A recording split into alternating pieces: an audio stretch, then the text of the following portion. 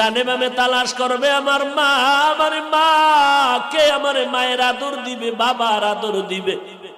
এরে মুলাদির মুসলমান নবীর আশিকের যুবক,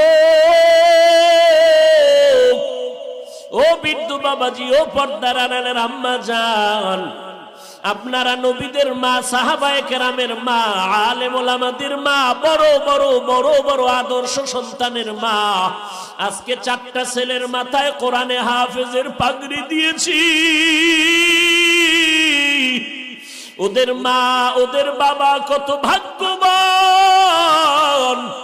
কিয়ামতের ময়দানে আমার আল্লাহ ডাকবে, কোরআনের হাফেজরা আয়, দুনিয়াতে তোরে মানুষে পাগড়ি পরাইছে, আলেমরা কোরআন পড়ছো, আমার কোরআন শুনে তোরে মানুষে দোয়া করছে। আজকে আমি মাওলার কোরআন আমার সামনে একটু পর, আমি আল্লাহ নিজে তোর সামনে কোরআন তেলাওয়াত শুনবো। এক একটা আয়াত পড়বি, এক একটা বিল্ডিং এ উঠে যাবি। আর তুই একা যাস না, তোর এই হাফেজ আলেম হইতে কারা কারা সহযোগিতা করেছে দেখ। এমন কেউ জাহান্নামের হ্যান্ডকাপ লাগানো আসেনি। এইবার দেখবে, আমার বাবাই গাড়ি চালাইতো, ভ্যান চালাইতো, আমার বাবাই নদীতে মাছ ধইরা ধইরা টাকা কামাই কইরা এরপরে আমারে মাদ্রাসায় কোরআন পড়াইছে।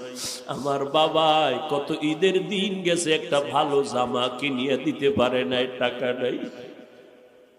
কত শীতের রাত গেছে, ভালো একটা ল্যাপ কম্বল দিতে পারে না, আমার বাবাই গরিব। আমার বাবা রিক্সা ভ্যান চালাইয়া যে টাকা পাইতো এইটাই দিয়ে আমারে বেতন দিত। এত কষ্ট করেছে আমার বাবা, আমার মা।